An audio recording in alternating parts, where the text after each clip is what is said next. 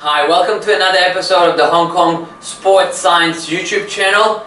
And today, a question that I actually got today during lunch with another runner. He goes, my hamstrings are really sore, really tight.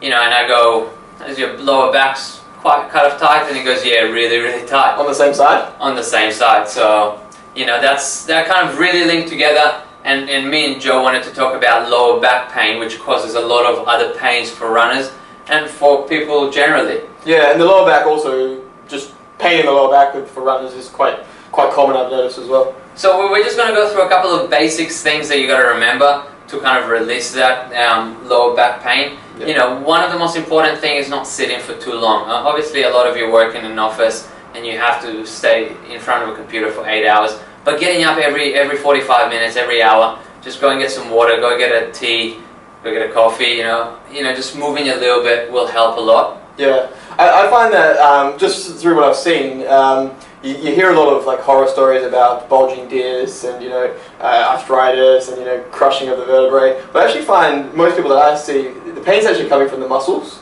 and I find that's usually due to either or a combination of a few things. But posture is really important. Yeah. But also quite often just weakness around the glutes and the core, and also tightness in the lower back. Like because of those weaknesses, the tightness in the lower back is actually causing the pain versus nerves versus bulging discs and things like that. So we talked in one of our videos about the importance of your core and core strength for runners. So one thing we said in that video was if your core is not strong enough, your lower back will do more work. And that's what happens when you start pushing your butt back and you start feeling like the lower back's got to pull a little bit more, and usually it'll get tired and it'll be sore. And before we go on to the rest of the recipe, I also want to say, you just reminded me, look at our balance videos and our single leg squat videos. We won't go through them again, but I found also quite often the pain is maybe one side more than the other, and my theory is that side generally is not as stable and not as balanced. So if you're getting pain on your right side, then you could probably check it yourself and just see, standing on your right leg, are you more imbalanced than the other side? And quite often that is the case, and I would say that's one of the root causes, the underlying causes of unilateral or one-sided lower back pain. So we've got 3 really important stretches for you here today that will relieve a lot of that back pain and that pressure in the lower back. But one thing to remember is that you do want to do them on a regular basis, probably 3 or 4 times a week for a few minutes each one, holding them for a few minutes each one. But then again, as we were saying, make sure that you get up, make sure that you have a bit of strength in your core, in your glutes, in your hamstrings, in your legs in general. Yeah. That will help a lot. So Joe's going to go through those stretches. He showed me one of them a couple of weeks back, and I'm still struggling with it, so see how I go today with that one. Okay, so let's just start with the one where you're laying on your back, and we're just going to actually stretch the lower back, the hip, and a little bit of the ITV. So we're going to get Vlad, so Vlad's going to stretch this side, so the right side. So he takes his left leg over, let's go back for a sec. So you take your left leg over your right leg, knees are nice and close, that's very important. Then you just pull your right leg down and across. So this leg down towards me and across at the same time. And you should start to get a little bit of a stretch through there. It's a really nice one for people that have pain on that side. And he's got his arm above his head as well. Again, breathing. It should be a moderate stretch. It shouldn't be painful too much.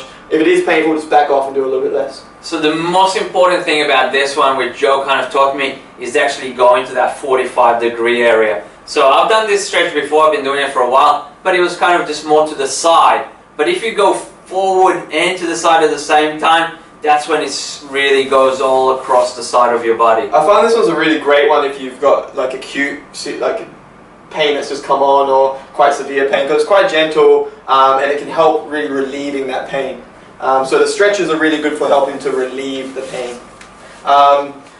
Next one. So this one, I'll let you demonstrate it. You go. Yeah. So this one we've done it before in our yoga kind of sequence. This is maybe a little bit easier. Again, something that I've done for a really long time. Then I showed it to Joe. Joe goes, no, if you do that, you kind of go a bit more deeper into that. You can really feel it in your lower back.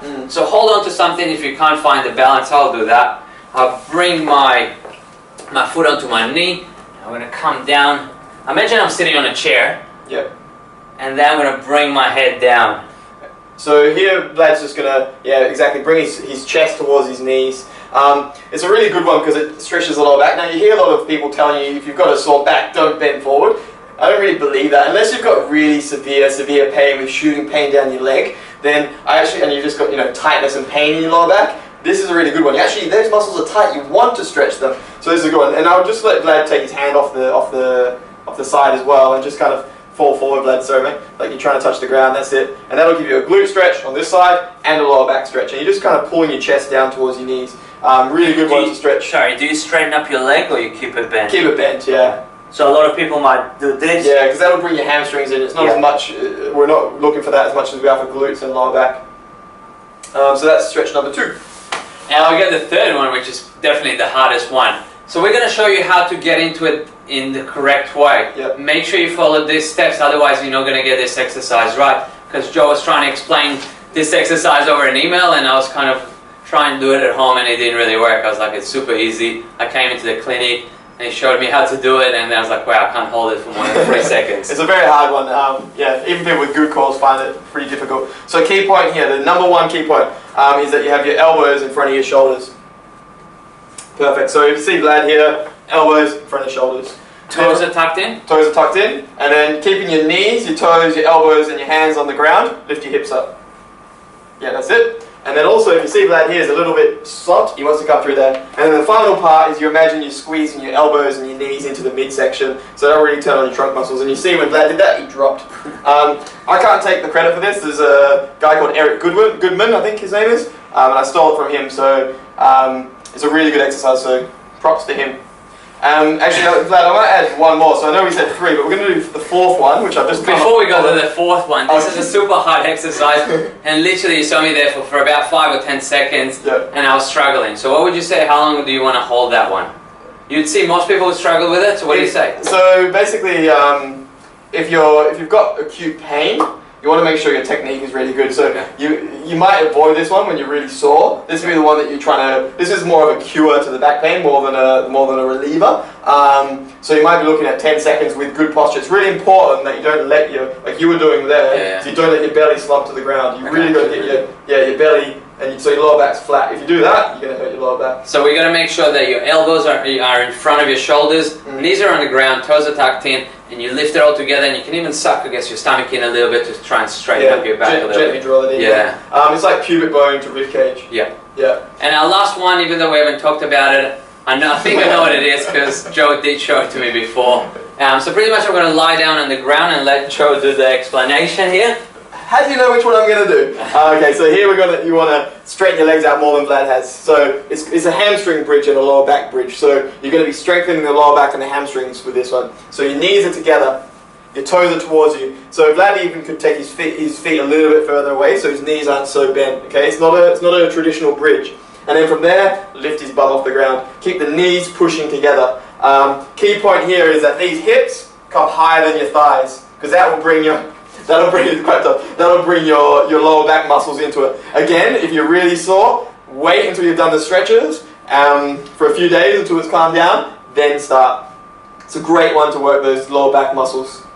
So one thing to remember is that your heels are on the ground. A lot of people kind of seen a bridge which looks like this. Yeah. This is a different exercise. So your heels are on the ground, knees are not as bent, and I'm really working it up there. Knees together. Knees together, yeah, it's really, really hard. And I guess most people, what they would do, they would kind of open up their legs a little bit to make it easier. So make sure they are together, lift it as high as you can, till it hurts, put it down. Not hurts. That's it, till that good pain comes. Yeah, good pain. To actually strengthen that lower back part. Yeah, so like fatiguing, endurance, lacking endurance sort of pain, yeah. So the way kind of Joe told me to do it, the way I was doing it is just holding it for about 2 or 3 seconds, putting it down, doing it again. Because, you know, once you start holding it for too long, then your kind of form might go off the kind of exercise. So making sure that you don't hold it for too long and get the form corrected. Yeah, and once you've built up you've improved your form and built up the endurance, then you can start looking at like a minute. Longer. It's an endurance exercise, right? Yeah. So we're looking for longer holds eventually.